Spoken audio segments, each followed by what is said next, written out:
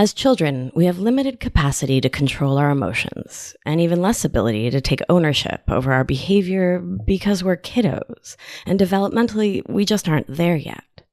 As physical adults, we can easily slip back into an emotionally childlike state where our inner child is calling the shots, keeping us from owning or taking responsibility for our thoughts, feelings, and actions, which keeps us from living in an emotionally mature adult way in which we understand that only we control our thoughts and feelings, that we call the shots in our adult lives. This is when we find ourselves having temper tantrums, lousy boundaries, raising our voices, acting irrationally or out of scale to the moment, when we get defensive or easily offended, when everything is a problem other than us, when everyone else has done us wrong. This is living in a state of emotional childhood. And it's a curable state, all right. Intrigued? Keep listening, my love. You're listening to Feminist Wellness, the only podcast that combines functional medicine, life coaching, and feminism to teach smart women how to reclaim their power and restore their health. Here's your host, nurse practitioner, functional medicine expert, herbalist, and life coach, Victoria Albina. Hello, my love. I hope this finds you doing so well. I am loving how late it's bright out, the warm air in the evenings once the heat is burned off a bit, how everyone is out and about. There's tons of people in the park, hanging out. I love my rooftop garden. Our tomatoes are out of control. We've got tons of peppers, blackberries. My herbs are like loving this weather. Tulsi's doing great. Yarrow's doing great. I've got some vervain babies that are like really starting to show how magical their lives will be. It's just so great. And I love summer. I love having people over for barbecues and parties. And you know, I love Leo season the best. Even all the Mercury retrograde, even with all the like, whoa, everything of eclipse season, I'm making the Leo best of it. Plus, my mane looks amazing with all this humidity. It's like curl central over here. You know I'm obsessed with it. So, moving on from talking about my hair, which you notice Leo does not want to do. Last week, we talked about the concept of the inner child, and we talked about how important awareness is to connecting in with our own inner child and inner children, because there's usually not just like the one 4-year-old within us, and how vital and just plain lovely it is to give that little you inside you some love, some caring, some attention. Hopefully, you took some time to do your homework since last week's show, and were able to raise your awareness of those times when your inner child comes out to play, hijacking your thoughts and feelings and sending you on a one-way trip to Temper Tantrum Town or Self-Pityville or Blamington. I think Blamington's like a suburb of Chicago. Yeah, I think that's right. Anyway, so I'd love to hear from you about what you learned when you paid attention to your inner child. How is that little one running the show in your life? How is she showing up and asking for your love, your support, your anger, your disappointment? What does it feel like in your body to have your inner child come into your mind? If you haven't gotten a chance to do last week's homework, we'll actually be expanding on it a bit today. So remember, when we seek to make change in this family, we use the process of the 3 A's: awareness, acceptance, and action. So don't go jumping to action on me here. Like, don't start trying to squash your inner child without first understanding how that person, those people, are showing up for and in your life. That's super important, my love. And if you'd like some worksheets all about it, you can hop on over to my website, victoriaalbina.com. I have a free ebook. It's free. I love free things. And I made it with so much love, and like, it was just a blast to make it, to think about y'all downloading it and filling out those worksheets to learn about the awareness, acceptance, action plan for changing our thoughts. Today, I want to continue on the theme of our inner children, and I want to talk about how not healing our inner child wounds, not giving our inner child what they need, can lead us to act in ways that may not serve us as adults, and how to turn the beat around on the thought habit that my teacher, Brooke Castillo, calls emotional childhood. But first, for those who haven't heard episode 22, Inner Child 101, which I recommend you go listen to that, or for those wanting a refresher, it's been a whole week, right? Our inner child is that part of us that stays with us from when we were kids and informs everything we do, think, say, feel. And when we want to change our thought habits to shift the way we feel in a given situation, it's so important to recognize that it may not be adult you having a particular thought or feeling. It may well be your inner child coming out to try to protect you, to keep you safe from scary things like feeling feelings, speaking up in a meeting, leaving a relationship or job that doesn't work for you, taking your supplements, or following a therapeutic nutrition program, like taking a break from gluten or dairy or sugar or alcohol, whatever. Your inner child can also show up to remind you to rest, to nap, to play, to have fun. This isn't all doom and gloom. Inner child work can help you to unravel and shift negative or challenging thought patterns, and can also be the gateway to so much enjoyment. Healing doesn't have to be so heavy. Accessing our inner child means inviting more kid-like fun into our lives, and that's just lovely. So today, we're diving into this concept of emotional childhood, and next week we'll talk about the antidote, emotional adulthood. So as children, we generally don't take responsibility for the things we've done or said because we fear retribution, losing our caretaker's love, being abandoned and left to die. You know it, cold and alone on a mountainside. Your lizard brain, that ancient part of your thinking parts, would never let you put yourself in that position. Genius kiddo brains. So smart. And when I think about this protective mechanism in kids' brains that says, oh, the adult thinks I messed up. Don't take responsibility. Quick, hide. I think about how in high school, I babysat for these two boys every day after school. Their names were Henry and Jack, and they were super adorable. And I would often find the little guy, Henry, who is like 4 years old, maybe, in the kitchen, sitting on the counter, or sometimes like under the kitchen table. Like I couldn't see him if he was under the table. And he'd have his face covered in black crumbs, his hands all sticky with like that white creme stuff, shoe prints on the counter. And I'd be like, Henry, my darling, have you gotten into the Oreos? And his eyes would go all wide and his face would go like stark white. And he would shake his head, no, while crumbs would go flying like everywhere. Sweet little kitten mittens. He was just a baby and he was reacting as an emotional child because he was one. He was literally a child. As kids, we all react like adorable little Henry. We react to being told that we did something wrong with a burst of sympathetic nervous system activity. Fight, flight, freeze, that puts us in an emotionally protective place. And eventually, if we keep living in this kiddo mindset, our cortisol gets all overactivated and wonky, leaving us stressed out, anxious, scared, and eventually depressed and anxious, and often with a bellyache to boot. I talk in so much detail about the sympathetic nervous system in like 1,000 episodes because I'm a woman obsessed. Episode 3 about anxiety, episode 7, adrenal fatigue, episode 17 about the stress cycle, just to name a few. I'm so obsessed with how our psychology affects our physiology and vice versa. And the autonomic nervous system and vagus nerve are so key to this. So when you're done with this one, go listen to those shows and nerd out on that. To sum all of that up, kids don't take responsibility because it's a scary thing, which feels pretty darn logical and smart to me. When as an adult, you don't take responsibility for how you feel, if you aren't managing your own thoughts and feelings, aren't sitting in that watcher place that we talked about in episode 2, but rather are reactive, act out, or try to buffer against or otherwise not feel your feelings, which we talked about in episode 14, then you may find yourself in a state of emotional childhood. And this is not something we do on purpose. It's what happens when we don't know another way to be.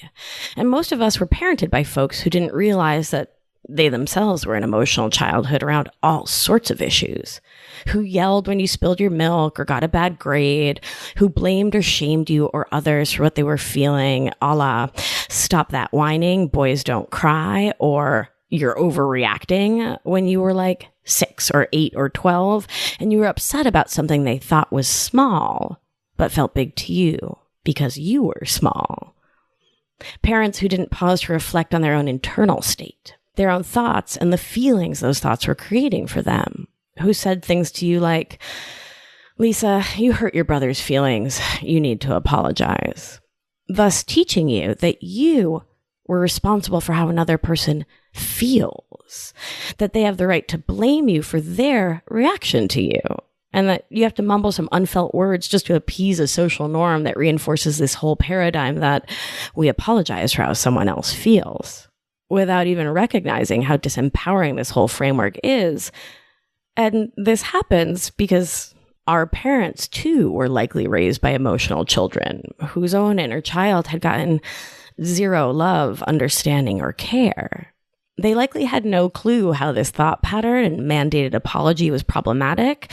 And maybe this is new to you, too.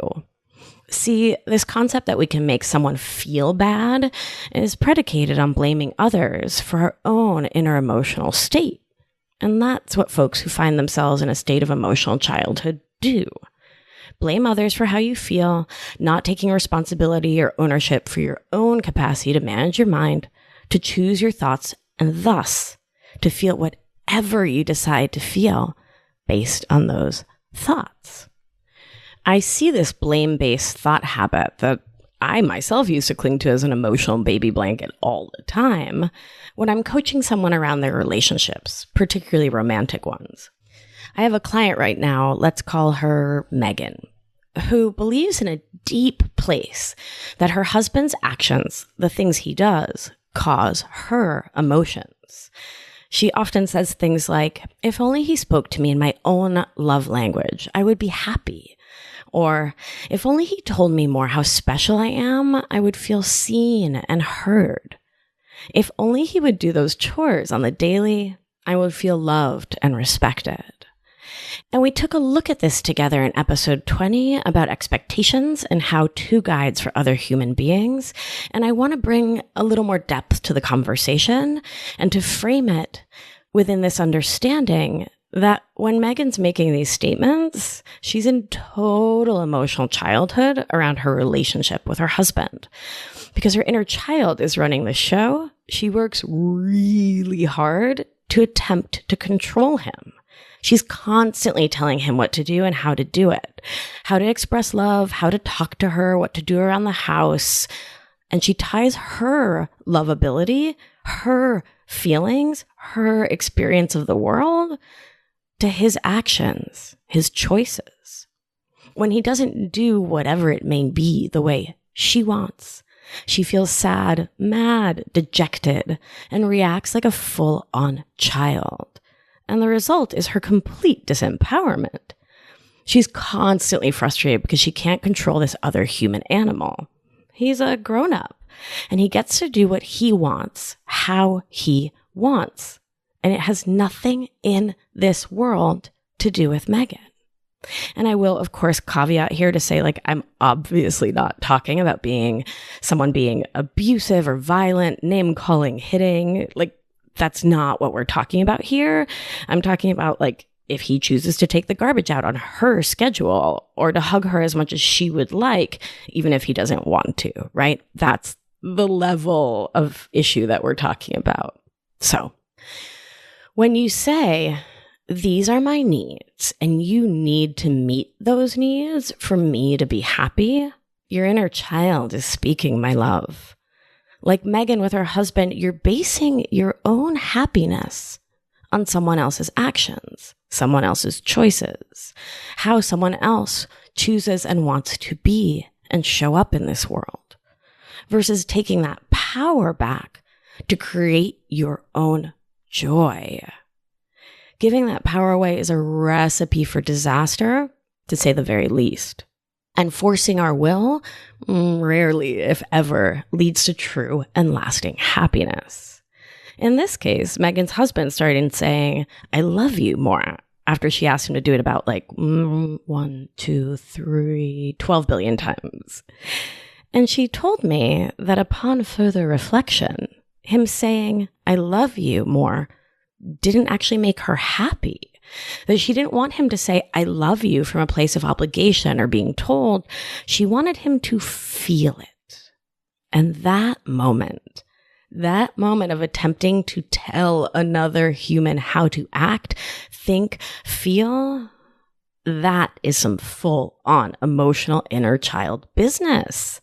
That's a kiddo running the show, not an adult who recognizes the autonomy of others and loves them for who they are, practicing wild and unbridled acceptance for all of humanity. When we're in emotional childhood and are acting out the thoughts and needs of our inner child versus our adult self, we can easily get into a place where we are not only being obstinate, we can also desperately want someone to rescue or save us, to act as a buffer for us so we don't have to feel our feelings. This shows up for me the most when something feels hard and I want someone to commiserate with me, which is really just asking someone else to take my pain away so I don't have to feel it. To find the person that I find annoying just as annoying as I find them. To agree with me that a situation totally sucks and that I get to be angry about it or hurt about it. It can also show up as wanting someone to step in when I'm in indecision, like when I'm shopping. My childlike habit for so many years was to turn to a friend to ask, does this look good on me? As though her thoughts were more valid than mine. Effectively trying to turn her into a parent figure. This emotional childhood state can also show up when I'm deciding if I want to go out at night. When part of me is like, girl, you took your bra off. You're not putting it back on and getting back on that subway. But part of me is feeling guilty that I'm not going out, that I might miss an event. FOMO sets in. So I used to have this emotionally childlike habit of texting a friend or asking my partner, should I go out tonight? I mean, it's so-and-so's birthday and it's all the way across town. And I don't know, I don't want to go, but I feel like I should go. I mean, who hasn't found themselves in that moment when we're asking someone else to solve our problem for us? Their thoughts about whether I should go out matter more than my intuitive knowing, my adult self-based knowing. Operating from this place where your inner child is running the show and you're in emotional childhood is not only doing yourself a disservice, it's not kind or loving to the other person, especially if you turn out to regret your purchase or your decision to go out and then end up blaming that other person for it, which I've totally done that in the past when I put someone in that parent or grown-up role in my mind. And indirect or unclear communication, passive aggression, codependent communication, these are all signs and symptoms of being an emotional childhood. The emotional child may not tell you they're upset, but they'll jab and cut at you sideways to make sure you learn all about it. They don't say, hey, if you need my help, I'm totally here for you. Simple boundary, please call before 10 p.m.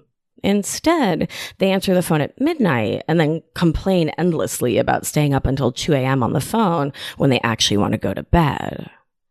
They take on other people's troubles and then get resentful about it. This is emotional childhood. And when folks are in this state, they don't clearly state their needs, wants, or boundaries. They may let people walk all over them and then grumble and complain about it the second that person's out of earshot. They may jump to defensive speech. Oh, I didn't mean to hurt your feelings. That kind of language. Or they may be easily and chronically offended. And I have someone in my life with this habit. It's something I definitely learned in childhood and have been working all these years to really let go of. So this person in my life, everything stands a chance to offend her. And it's always this big show about how hurt she is. And can you even believe how that stranger or that store clerk or whomever looked at me? She cut her eyes at me. Can you believe how they talked to me? Everything is a about her. And she's making it clear that she believes everything's about her and everyone's out to get her. And she has to make a big stink about it. Because while she looks like a grown-up, her brain is squarely in emotional childhood, blaming, shaming, and guilting others for her own feelings and not taking emotional responsibility, which is what emotional adults do. I want to shift the conversation just a little bit to talk about how addressing the needs of our inner child and stepping out of emotional childhood is 110% a healthcare issue. I will own that I spent most of my 20s in emotional childhood with my inner child raging and making a scene any chance she could.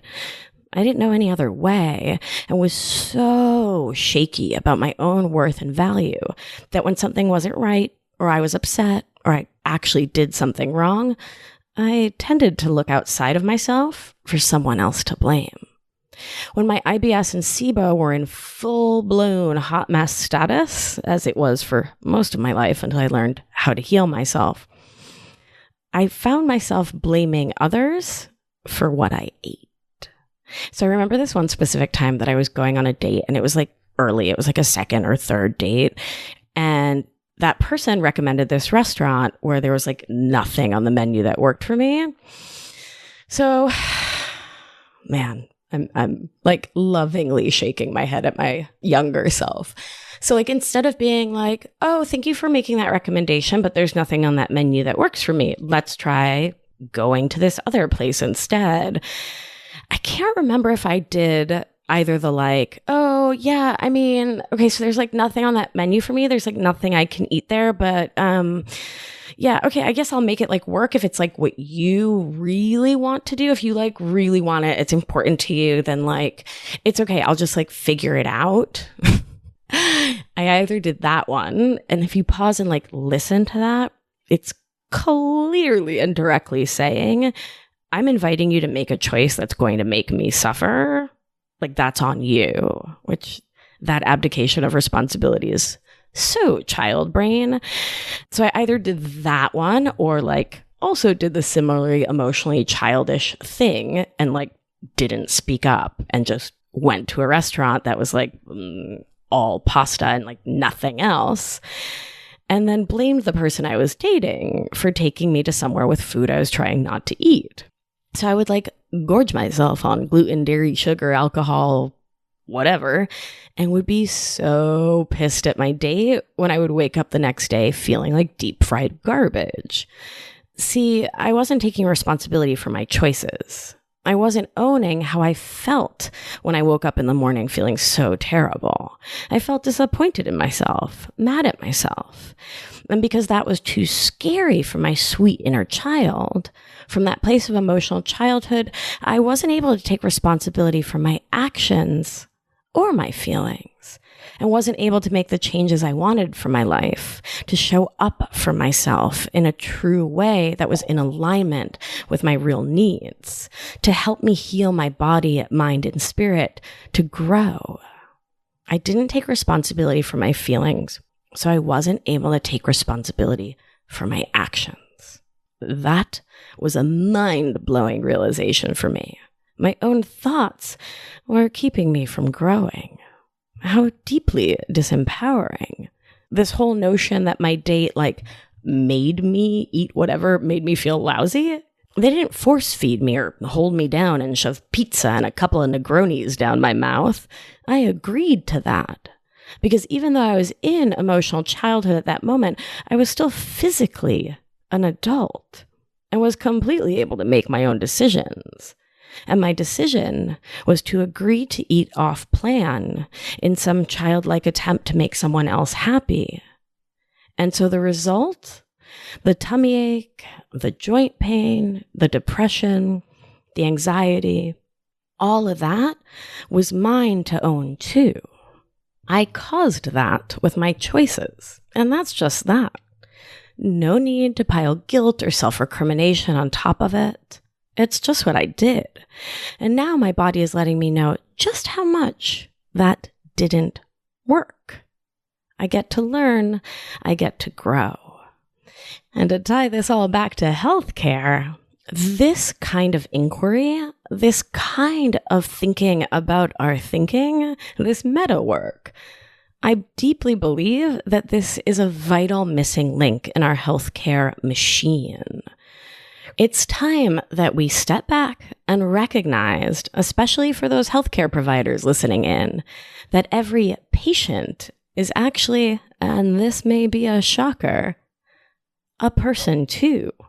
I know, it's shocking, right? But it's true. Handing out prescriptions, meal plans, restrictions, recommendations without first understanding the mental stories and barriers that may keep someone, that patient who's a person, from activating that recommendation is just wasting everyone's time and energy. True healthcare starts with managing our minds. Without that step, without pausing to understand how our thoughts lead to our feelings, from which we go for the run that was recommended, or say, F it, I'm going to scroll the Instagrams on the couch, whether we take the prescription or supplements, or once again, say F it, it's all a waste. Healthcare without mind care, without thought work, without asking, what does my inner child need? Is she driving me to emotional childhood, or am I standing in my full power as an emotional adult, taking my medication, eating on plan, doing my meditation daily, exercising, etc.? That is useless healthcare. And I see this all the time in the folks I work with. So I generally start out care by recommending a 30-day nutrition reset diet, an elimination diet. And sometimes folks have a lot of feelings about that, which makes sense. And I'm here to hold space for like all of the feels. And so a couple weeks back, I was in clinic and I'm sitting with this woman and she's telling me how she has this wicked heartburn and it wakes her up at night. She's constantly clearing her throat, that like mid-throat cough that's really classic with heartburn, particularly silent reflux, where like acid's not spilling into your mouth, you're not having chest pain, but your cardioesophageal sphincter is loosened on up and that acid is flooding your throat, often while you sleep. Anyway, she was telling me that all of this heartburn business was so uncomfortable. She had stinky breath and dry mouth, and it was so embarrassing. And I told her that I recommended 30 days off of grains, alcohol, and caffeine, in addition to the standard heartburn suggestions, like the spicy food, acidic food, stop drinking seltzer, lemon juice, all of that. And this woman, a grown woman in her early 50s, with all these symptoms and evidence of Barrett's esophagus, a set of precancerous changes to the cells of the throat, likely secondary to her chronic heartburn, said to me, "Oh, Victoria, I could never live without alcohol or caffeine." Like this was a fact. It was impossible in her mind. And she was in full-on emotional child here. She was facing possible cancer and daily suffering, not getting good rest, being chronically exhausted. Her B12 levels were absolutely tanked, which happens with chronic heartburn. So she was starting to get depressed and anxious. I mean, all of it. And her inner child was stomping her little foot and saying, "Nope, I will not feel deprived. No way. Another bottle of the Malbec, please, with a side of espresso and gluten." And to be clear, I'm not judging her. I'm never judging my patients, the people I work with. I mean, I'm not perfect, right? So why judge someone else? What I'm doing is recognizing that without addressing that child part of her, that emotional childhood that she was in, that was resisting and blocking change, there would be no change. And I could prescribe all the right supplements, all the right prescriptions. If she's not going to stop drinking and eating things that are ripping up her throat, she will continue to have heartburn. And this gal isn't alone. It's just that most folks don't speak honestly and openly with their healthcare providers. They just take the prescription, say, "Thank you, doc," and never fill it, never reduce their fast food intake or start daily exercise or whatever. And I get it. If a child is driving your emotional bus, not doing uncomfortable things that you don't want to do, though you'd like the health increasing, feel better outcome of taking those actions. Well, gosh, that makes a ton of sense, right? It makes sense to a child brain. And I've done it myself. I had chronic heartburn. I kept drinking coffee until I realized, oh, I can be an adult here and shift my thinking. And again, I think it's really important to point out that this mental and emotional work, this needs to be the first step in healthcare. Before the testing comes out, before the blood work, before the supplements, before the prescription, before the diet, we need to have this conversation with ourselves. We need to raise our awareness about whether we're reacting as an emotional child or an emotional adult. And we need to have these conversations with a loving, caring therapist or life coach like myself before we embark on doing all of the rest of it to help ourselves heal, or it'll be hard to get all the rest of it done if we're self-sabotaging. And it's really important to me to pause here to say that we all slip into emotional childhood here and there. This is a process. Folks don't go from being like a literal child baby to like standing up and walking and running and using the potty and whatever else. We develop over time. It's a process, not a destination. And we all step out of our adult minds from time to time. We all get hungry, lonely, angry, tired, and act from a less than laudable place. And that's fine. You get to recognize the presence of your inner child in your words or actions. An adult you gets to take ownership and can apologize, knowing that you are responsible for your own behavior. And you can name your mistakes without making a childlike maelstrom of guilt, shame, or blame around it. And as always, I want to remind you that all of this entire practice, has to start from a place of deep and profound self-love. Loving ourselves is our most vital medicine. It's the most important supplement on the shelf. And I want to remind you from that place to be gentle, loving, and kind with yourself while you practice this. You've been doing your best to get through this life with the tools you've had. If you've never heard of or thought about emotional childhood, then how could you know you were acting from that place? How could you realize that your inner child is activated? And remember that your inner child may be stomping her foot right now and being like, why did no one teach me about this before? It's so funny. Learning about emotional childhood can shift us into emotional childhood about the fact that no one taught us about emotional childhood. Brains. What are we going to do with these human brains? I guess we're just going to love them up and love them up and love them up, right? What else is there? Give your brain some love if she gets grumpy that no one's taught you about emotional childhood before. Now you know. I'm about to give you some homework because you know I love homework. And do make sure that you're subscribed to this show on iTunes so you get the next episode just like magically dropped into your phone. Next week, we're going to be talking about the antidote to emotional childhood, which is emotional adulthood. Okay, so our homework. And this is to build on last week's assignment. So last week was all about awareness, noticing when your inner child pops up to say, hello, and leads you into emotional childhood. When you're being reactive or are choosing an old thought that no longer serves you. When you're blaming or shaming yourself or others. When you're abdicating responsibility for your own thoughts, feelings, or choices.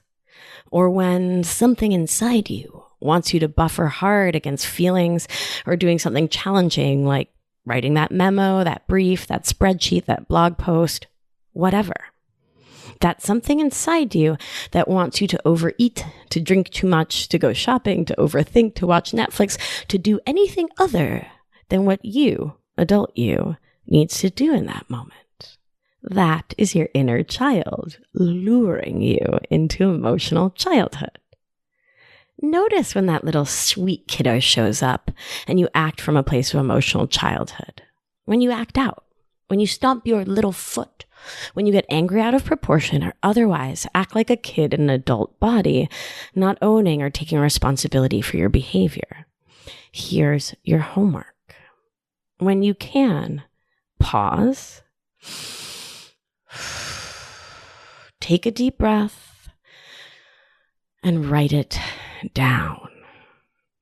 What we see on paper is so much easier to shift than thoughts rolling around in our heads, which are slippery and harder to pin down. Bring this work to your morning ritual, to your future self-planning morning journaling exercise that we talked about in episode 9, which was like about 1,000 years ago. So if that habit came into your brain and slipped right out of your hands, go listen to that one again. It's a phenomenal daily habit that takes a solid 2 minutes to bring into your life. And I'll be talking more about this exercise in 2 weeks when we talk about reparenting our inner child. Bring this work to the mat. Bring it to yoga class. Bring it to your run. Bring it to your breath work or other meditation. And make room to notice, without judgment or criticism, the moments when you behave, think, feel like an emotional child. And that's it. That's the literal entirety of your homework. And it's way harder than it sounds, because I'm not asking you to change anything or even do anything other than notice, sit with, and make note of a thought habit you may not like. And this can be so challenging. And your brain is likely to want to force solutions. And I want you to invite your brain to just sit with this awareness. And that's all. Awareness is, in and of itself, healing. So breathe it in, invite it in, welcome it in. Even if it's really annoying to your inner child that you're not doing something, that's okay. Don't just do something, my love. Sit there. Next week, we'll chat, you and I, all about the antidote to being an emotional childhood, which is grounding ourselves in emotional adulthood. And it's been a very helpful shift to bring to my consciousness in the last few years.